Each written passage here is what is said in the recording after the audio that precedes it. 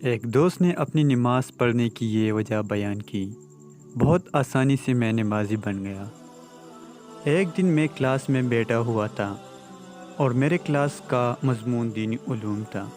جب استاد کلاس میں تشریف لائے تو انہوں نے شاگردوں سے سوال کیا: آپ کی نظر میں کون لوگ نماز نہیں پڑھتے؟ ایک شاگرد نے بہت معصومیت سے کہا: جو لوگ مر گئے ہیں وہ نماز نہیں پڑھتے۔ دوسرے شاگرد نے شرمندگی سے جواب دیا: جن لوگوں کو نماز پڑھنا نہیں آتی۔ تیسرا بچہ اپنی جگہ سے کھڑا ہوا اور نہایت معقول جواب دیا: جو لوگ مسلمان نہیں ہیں وہ نماز نہیں پڑھتے۔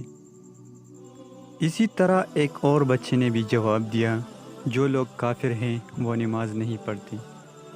اسی ترتیب سے پانچویں بچے نے جواب میں کہا: جو لوگ خدا سے نہیں ڈرتے وہ لوگ نماز نہیں پڑھتے۔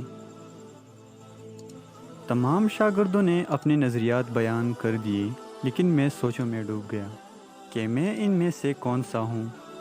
آیا میں مر گیا ہوں؟ نہیں تو کیا مجھے نماز پڑھنی نہیں آتی ہے؟